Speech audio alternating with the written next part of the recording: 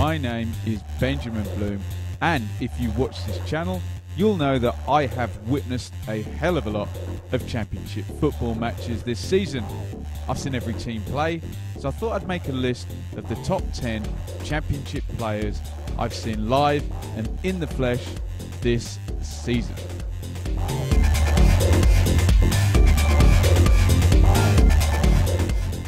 Number 10, John Fleck, Sheffield United.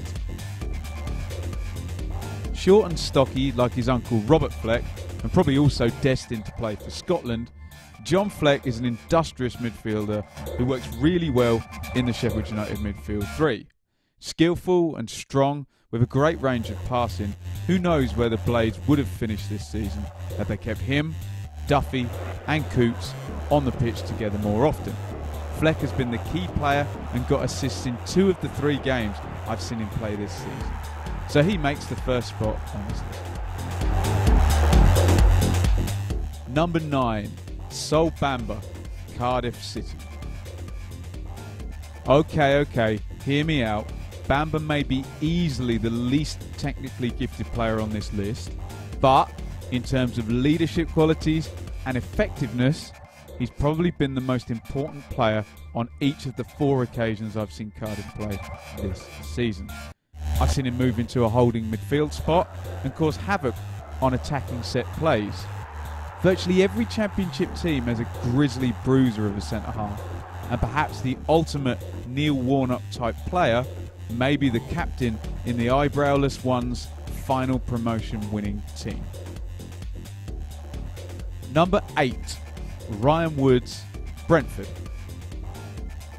When I did my preview show with the Besotted podcast, they described Woods as like a meerkat, always on the move with his head up and looking around. Well, if you've seen Brentford play, you'll know that this is a mighty good description. The Bees are known for their intricate passing, and their whole system seems to be designed to utilise Woods in the centre of midfield, making their team tick. Possibly the best short passer you'll see in the league and a really impressive player, he ran the show when I saw Brentford dismantle Norwich at Christmas time.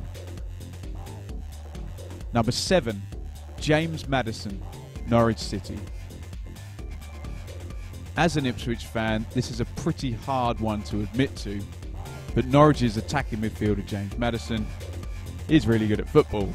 In Norwich's seemingly never-ending dominance of the East Anglian derby, I witnessed Maddison become the latest of their players to score a winner at Portman Road. By the time the second game came around, he seemed to have improved even more, to the point he looked like one of those players on FIFA that just move and accelerate far faster with the ball than anyone else on the pitch. With a whole slew of important goals and assists, he's unlikely to remain at Norwich too much longer, which, as an Ipswich fan, would suit me just fine.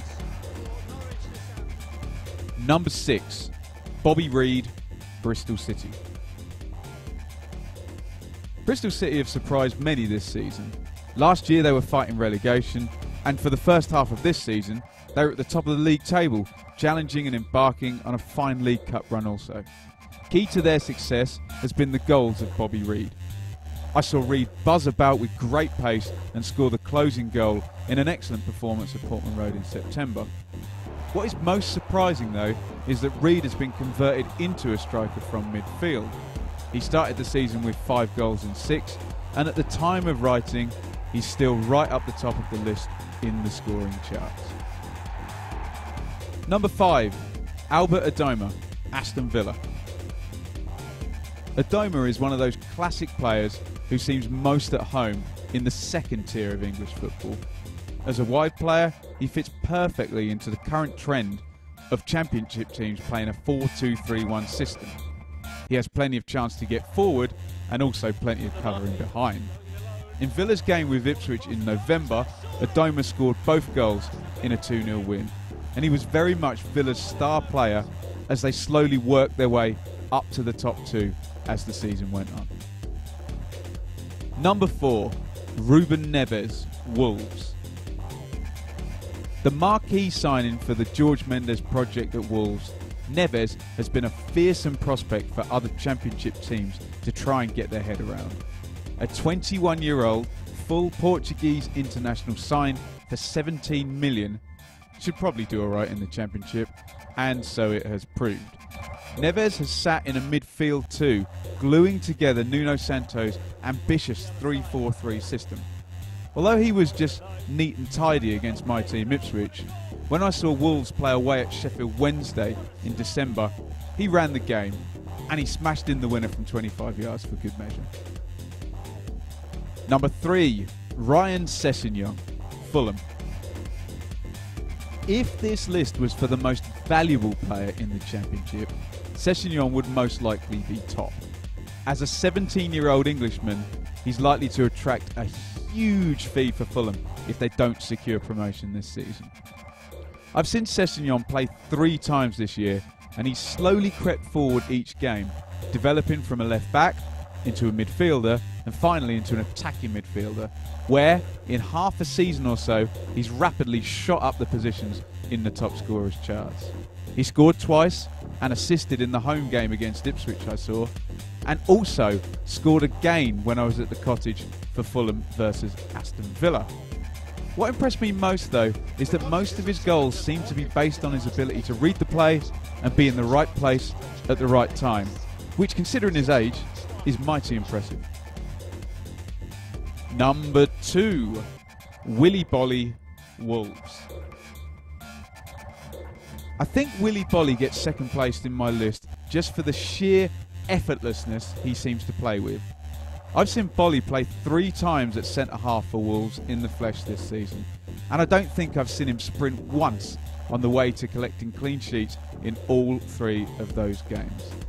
An imperious defender and another one of the Mendes stable, Bolly seems to be a level above the Championship and should be well prepared for the Premier League if Wolves go up, given that he seems to have had a year off swaggering around in the Championship this season. Number 1, Tom Cairney, Fulham. Cairney is the scourge of my team Ipswich, and probably many others in the Championship. Fulham are acknowledged as the best passers in the league, and Cairney is the guy who makes the whole thing work for them. A cultured left footer, Cairney has played the majority of games of his career in the Championship, and at 27 is probably ready for a go at the Premier League with or without Fulham. I've seen him play 3 times this season, and in the game at Portman Road in August, Cairney attempted a staggering 126 passes with a completion rate of 92%.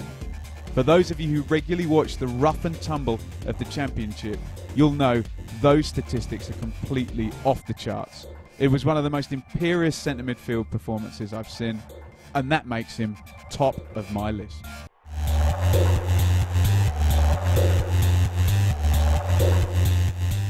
So that's my top 10. Who would you have in yours? Did I miss anybody out?